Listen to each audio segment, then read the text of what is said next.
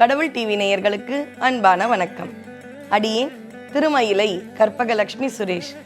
ஒவ்வொரு நாளும் உங்களை போன்ற அடியார்களோடு அப்படியே திருப்புகழ் தலங்கள், அருணகிரியாரால் கொடுக்கப்பட்ட அமுத தலங்களை தரிசனம் செய்து கொண்டு வருகின்றோம். நம்ம பயணம் ரொம்பவே சுவாரஸ்யமாக இருந்தது. பல தலங்கள், சோழ நாடு, பாண்டி நாடு இப்படிலாம் பார்த்தோம். ஏரியா வைஸும் நம்ம பார்த்தோம்.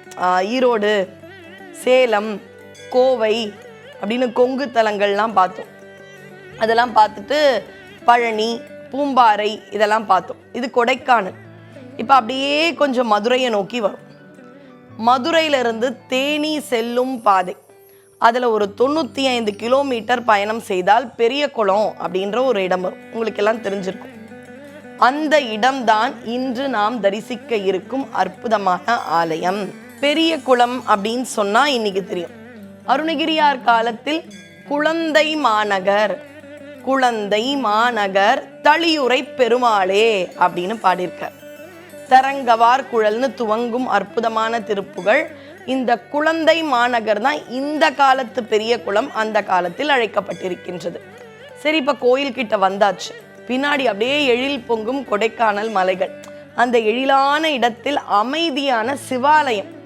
இது முருகனாலயமானா கிடையாது. சிவாலயத்தில் இருக்கும் முருகனை பாடும் பழக்கம்தான் நம்முடைய அருணகிரியாருக்கு உண்டாயிற்று. இங்க இருக்கக்கூடிய சிவபெருமானுக்கு ராஜேந்திர சோழேஸ்வரர்னு பேர். அம்பாளுக்கு அறம் வளர்த்த நாயகி. ராஜேந்திரனால கட்டப்பட்ட திருக்கோயில் இது, ராஜேந்திர சோழன். அதனால உள்ள முழுக்க பார்த்தீங்கன்னா சோழர்கள் காலத்து கல்வெட்டு, அவர்களுடைய அற்புதமான சிலாமேனிகள், அதனால அவர்களுடைய சிற்பக்கலை இப்படி இருக்கக்கூடிய பழம்பெரும் ஆலயம்தான் இந்த ஆலயம். இப்ப நம்முடைய பாலசுப்பிரமணியர் ஆலயம், நம்முடைய முருகனுடைய சன்னதிக்கு வந்துடலாம்.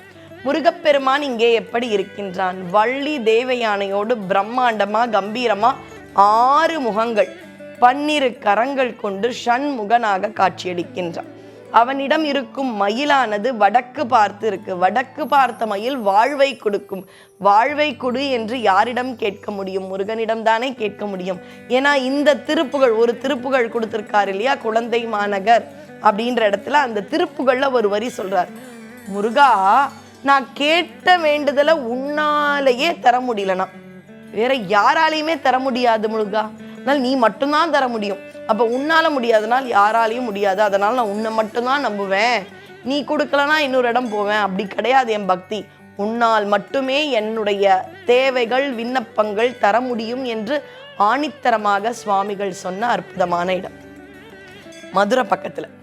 மதுரைன்னு சொன்னா நம்முடைய சோமசுந்தர கடவுள் 64 திருவிளையாடல் செஞ்ச இடம். அதுல ஒரு திருவிளையாடல் என்னன்னா, பன்றி, அம்மா பன்றி இறந்துரும். குழந்தை பன்றி குட்டிகள் இருக்கும் இல்லையா, பசியில கத்தும். அதை பார்த்த உடனே சுவாமிக்கு ரொம்ப வருத்தமாயிட்டு, சுவாமி பன்றி வடிவம் எடுத்து, எப்படி வராக வடிவம் திருமால் எடுத்தாரோ அது மாதிரி சிவபெருமானும் பன்றி வடிவம் எடுத்து அந்த பன்றி குட்டிகளுக்கு பால் கொடுத்தது ஒரு திருவிளையாடல். இங்க முருகப்பெருமான் அதே திருவிளையாடலை அம்மா அப்பா இறந்த பன்றிகள் இறந்தாயிடுச்சு, அங்க பன்றி குட்டிகள் தவித்து கொண்டிருக்கும் பொழுது முருகன் தாய் பன்றியாக மாறி குழந்தைகளுக்கு பால் கொடுத்த ஒரு செய்தி இந்த கோயிலோடு தொடர்புடையது. இன்னைக்கும் பன்றி முகம், உடம்பெல்லாம் மனிதர்கள், முகம் மட்டும் பன்றி உடைய 2 ரிஷிகள் இருக்கிறார்கள். அந்த இறந்த அம்மா அப்பா ஒரு முனிவர்கள். அந்த ஒரு விஷயத்தை சொல்லுமாறு அங்கே ஒரு திருவுருவச் சிலையும் உண்டு. பன்றிகள் வணங்கிய தலம் என்பதால் இங்க இருக்கக்கூடிய நதிக்கு பேரு வராக நதி. வராகம்னா பன்றி, அதனால இங்க இருக்கக்கூடிய புனலுக்கு வராக நதி என்றேதான் பெயர்.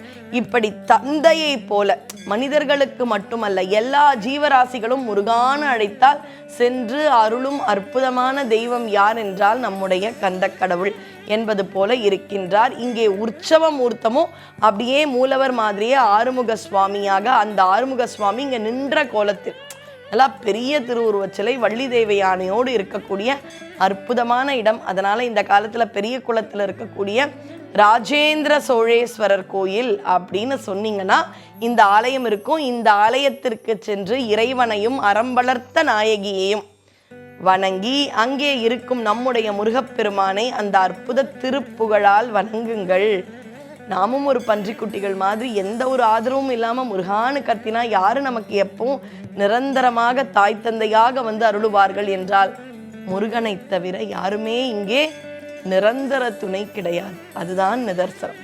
அதனால முருகனின் பதம் அவனுடைய சரணார விந்தத்தை நாம் பணிந்து நல் அருளை பெறுவோம். வெற்றிவேல் முருகனுக்கு அரோகரா. நன்றி, வணக்கம்.